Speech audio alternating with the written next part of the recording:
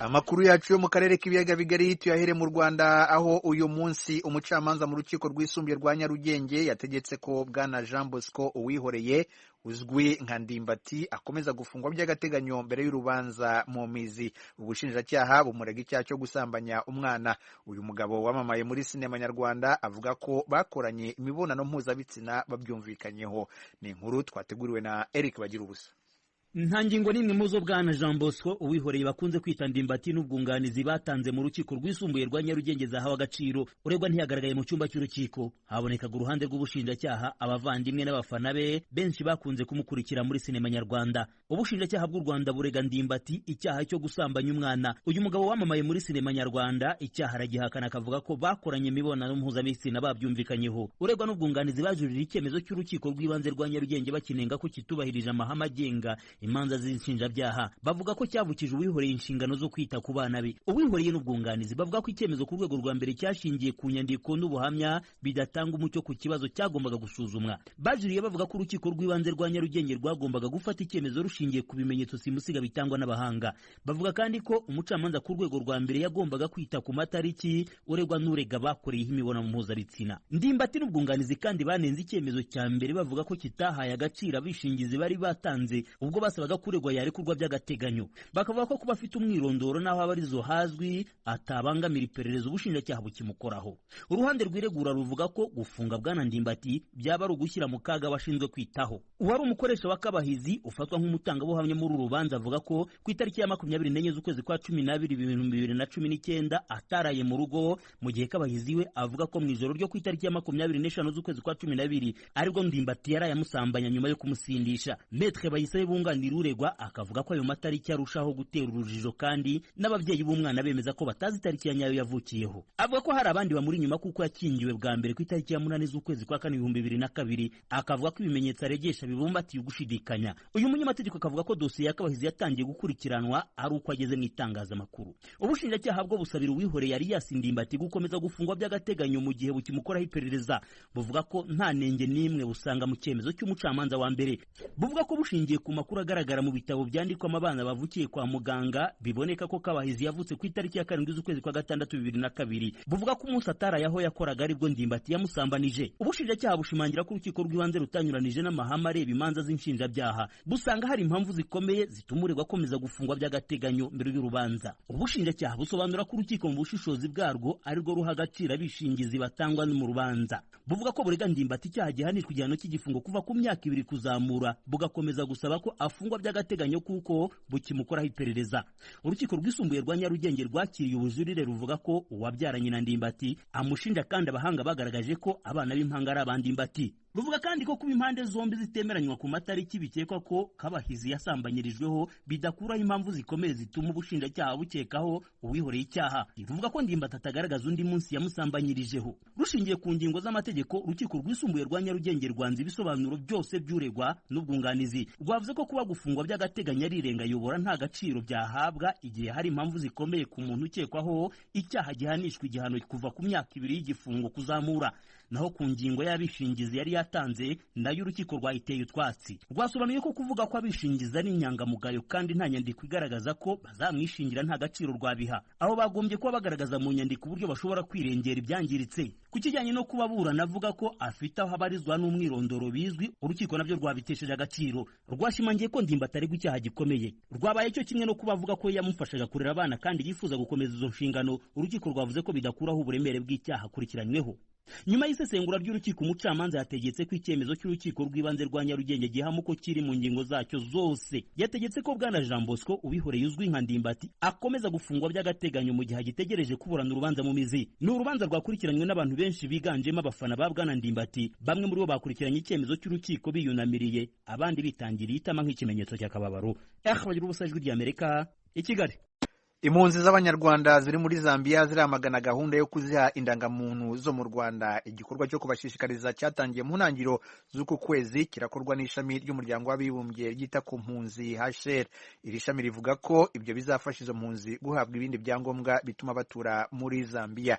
Ese ni kuki batishimiye icyo gikorwa? Venuste Nshimiyimana yabibajije Innocent Rukundo, muhuzabikorwa w'ishyirahamwe ry'impunzi muri icyo gihugu. Iki kibazo cyo gutanga indangamuntu z'u Rwanda ni ikibazo cyatangijwe na leta y'u Rwanda mu bihugu bitandukanye. Na hano rero muri Zambia kikaba cyatangijwe na ambasade y'u Rwanda ibifashijwemo n'ishami ry'umuryango w'abibumbye ryita ku mpunzi HCR.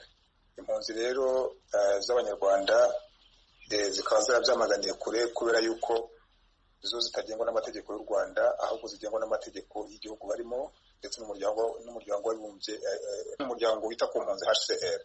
Ibyo rero bikaba byaraduteye ikibazo gikomeye cyane kubona HCR ifatanya na leta y'u Rwanda mu gushishikariza impunzi gufata ibyangombwa by'u Rwanda kandi zitari mu Rwanda, ziri hano muri Zambia.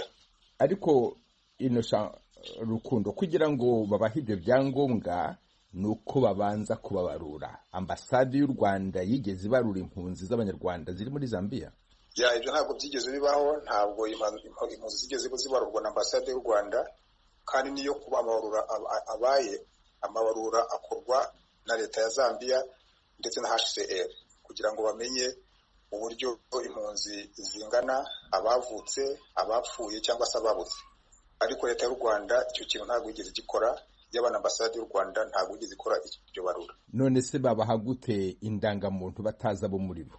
Natwe nicyo kibazo dufite, nibyo bituyobera kugeza kuri uyu munsi. Ntabwo tuzi icyishe inyuma yo gushishikariza impunzi gufata ayo marangamuntu. Ninde wababwiye yuko bazabaha amarangamuntu? Hari ibiganiro nkawe uhagarariye iryo shyirahamwe ry'impunzi n'abahoze ari impunzi muri Zambia, hari ibiganiro wigeze ugirana n'uhagarariye u Rwanda aho ngaho muri Zambia? Nta biganiro na bike twigeze tugirana n'uhagarariye u Rwanda muri Zambia, nta n'ibiganiro twigeze tugirana na HCR, ahubwo HCR yo ivuga yuko ikimara kumva yuko leta y'u Rwanda iri gutanga amarangamuntu ngo babonye ko ngo ari byiza yuko natwe twajya gufata ayo marangamuntu. Ariko noneho tukibaza impamvu tujya gufata ayo marangamuntu kandi ayo marangamuntu atatureba, areba gusa abanyarwanda basanzwe ari abanyarwanda nyine baba muri kino gihugu, atari impunzi. Twumva ntabwo turi kubyumva neza, ndetse iyo HCR yarakomeje ijya ahantu henshi abantu batuye igenda ibashishikariza gufata ayo marangamuntu, cyane cyane abakuriweho ubuhungiro, bavuga yuko bizabafasha kubona ubwenegihugu cyangwa se gutuzwa muri kino gihugu cya Zambia. None nkawe nk'umuntu uhagarariye impunzi aho muri Zambia, uravuga yuko utigeze uvugana na HCR, ariko ko HCR hari abo yagiye kureba, bikorwa gute kandi utabimenyeshejwe? Ikintu HCR yakoze iyo yahamagaye impunzi ibabwira yuko bagomba guhurira ku masantere, noneho impunzi zitabye ubutumire bwa HCR. Nta nubwo bari bazi ibyo bagomba kubwirwa. Tugiye tumva ni ibyo ngibyo bari kutubwira byo kudushishikariza gufata izo ndangamuntu. Ntabwo twigeze dukorana inama ngo tuvuge ngo hazabaho iyo gahunda yo gushishikariza abo bantu, yaba HCR cyangwa se leta y'u Rwanda, ndetse no mu baje gushishikariza abanyarwanda gufata izo ndangamuntu. Abakozi ba ambasade ntabwo babonetse, habonetse gusa abakozi ba HCR. Ubu n'ubu tuvugana iyo gahunda baracyakomeza gushishikariza abakozi ari impunzi z'abanyarwanda gufata izo ndangamuntu, ariko impunzi ntabwo zibona neza impamvu yo gufata izo ndangamuntu. Niyo mpamvu impunzi zikomeje kuzamaganira kure. None se wowe hari gahunda waba ufite yo kugira ngo usabe kubona n'abayobozi b'ishami ry'umuryango w'abibumbye ryita ku mpunzi, rigombe kuba rikuzi ko ari wowe uhagarariye izo mpunzi, kugira ngo muganire icyo kibazo mucyumvikaneho, ukibagezeho uko ucyumva? Byagombye kuba byarabaye imbere y'uko babikora, ariko noneho ntabwo babikoze. Ntabwo bashatse guhura natwe kandi baratuzi, ariko bibaye ngombwa yuko duhura n'ubundi twazahura icyo kibazo tukakiganiraho, tukabaza impamvu bakora ibyo bintu. Ariko impamvu yo yaramenyekanye, kuko mu byo bagenda batubwira impamvu barayivuga, igituma bari gukora ibyo bintu ngo ni ukugira ngo tuzashobore kubona amapasiporo y'u Rwanda, noneho ayo mapasiporo y'u Rwanda ariyo azakoreshwa mu gutuza abantu muri kino gihugu. Kandi impunzi ntaho zihurira n'amapasiporo y'u Rwanda, na cyane cyane ko leta ya kino gihugu yemeye gutuza abantu nta mapasiporo y'u Rwanda akoresheje. Hanyuma se leta ya Zambia yo icyo kibazo ikivugaho iki, irakizi? Leta ya Zambia ntacyo yigeze itubwira, ntabwo yigeze duhamagara ngo itubwire ko iyo gahunda iriho. Kubw'ibyo rero ntabwo namenya uruhande leta ya Zambia ihagazemo kugeza kuri uyu munota.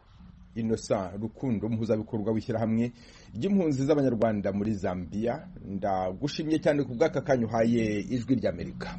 Mu Rwanda urukiko rw'ikirenga rwashyizeho itsinda rigari ryahawe inshingano zo kurwanya ruswa ikomeje kuvugwa mu nkiko zo mu gihugu. Ni inkuru twateguriwe na Asumta Kaboye. Iri tsinda rigizwe n'abantu 76 basanzwe bakora imirimo inyuranye mu nkiko. Amabwiriza ashyiraho iri tsinda yatanze inshingano zo gutahura ruswa cyangwa ibyuho biganishaho. Umukuru w'urukiko rw'ikirenga Faustin Nteziryayo watangije iri tsinda yavuze ko imikorere yabo igomba guhindura isura mbi bamwe mu baturage bafite ku rwego rw'ubutabera, ndetse asobanura ko igihugu kirimo ruswa kigabanya icyizere abaturage bagirira ababayobora. Bwana Nteziryayo asaba abari mu rwego rw'ubutabera gushyiraho akarusho mu guhangana na ruswa. Ruswa mu nzego z'ubutabera cyane cyane mu rwego rw'ubucamanza ishobora guha icyuho ruswa mu zindi nzego z'ubutegetsi no mu rwego rw'abikorera ku giti cyabo, kuko hatabaho ubushake bwo guhana abayikurikiranyweho, kuko abakabikoze nabo barangwa na ruswa. Niyo mpamvu urwego rw'ubucamanza bukora neza nta kubogama ari urufunguzo rw'ingamba zose zo kurwanya ruswa. Komite yashyizweho yasabwe kuzacunga neza hagaragaye icyuho cya ruswa, bakahakurikirana amazi atararenga inkombe, ndetse bakabasha gutangaza uwo ari we wese wagaragarwaho na ruswa. Bwana Hitiyaremye Alphonse usanzwe ari umucamanza mu rukiko rw'ikirenga niwe wabaye umuyobozi w'iyi komite, yasobanuye ko bifuza kuzasoza neza inshingano bahawe. Turasabwa gutanga umusaruro uhagije kuko imbogamizi zari ziriho ubu zitagihari. Ubu rero izo komite ziri ku nzego zose z'ubucamanza kugeza no mu rukiko rw'ikirenga. Ntawe ugomba kumva ko hari abo ingamba zo kurwanya ruswa zitareba. Abashyizwe muri komite kugeza ubu sinzi ko hari uwabyanze, barasabwa gukora inshingano zabo uko bikwiye, cyane cyane iyo gukurikirana no gutanga amakuru ku gihe ahagaragaye nk'icyuho cya ruswa amazi atararenga inkombe. Twese ndabizi ko dufite inshingano zisanzwe z'akazi dusanganywe, ariko ubwo n'aka komite nta kandi kazi kiyongeyeho, nuko tukaba dusabwa kugatunganya mu bwitange. Iyi komite nshya yashyizweho kuri uyu wa kane ije isimbura yari yarashyizweho mu mwaka w'ibihumbi 2015, bivuze ko yananiwe gukora. Mu byagaragajwe nk'ibyayinanije hari ukwanga kwiteranya kwagiye kuboneka mu bari bagize iyi komite yavuyeho. Abacamanza bitabiriye uyu muhango bagaragaje ko usibye kurwanya ruswa, umucamanza akwiye no kugira indi myitwarire myiza. Uyu ni Kariwabo Sharire, umucamanza mu rukiko rw'ubujurire. Abakozi b'inkiko bari bakwiriye kumva yuko standard y'imyitwarire yabo ntabwo ishakirwa muri rubanda, ahubwo bafite indi bashakirwaho. Ntabwo twari dukwiriye kuba tugihanirwa gufata amafaranga ya ruswa, wari ukwiriye no guhanirwa yuko wagiye mu kabari ntiwishyure umwenda, wari ukwiriye guhanirwa yuko niba wariyandagaje ukagera naho byara umwana hanze ugahanirwa yuko udatanga indezo. Ntushobora kuza guca urubanza rw'umuntu utaratanze indezo wawe ari uko bakwirukaho. Kuva mu mwaka w'ibihumbi 2005 abakozi basaga 90 bo mu rwego rw'ubutabera bagaragaweho n'amakosa anyuranye arimo na ruswa, harimo 64 birukanywe burundu n'abagiye bahabwa ibihano binyuranye. Urwego rw'ubutabera ruzwa mu zitungwa agatoki kugaragaramo ruswa, aho hari abaturage bakunze kugaragaza ko basiragizwa mu nkiko kugira ngo bakunde bibwirize batange ruswa. Hakiyongeraho n'igitutu cy'imiryango mpuzamahanga ikunze gushinja urwego rw'ubutabera bw'u Rwanda kutigenga, aho iyo miryango ivuga ko urwego rw'ubutabera rufata ibyemezo bigendanye n'umurongo politike y'igihugu iba yifuza. Asumta Kaboyi, Ijwi ry'Amerika, i Kigali.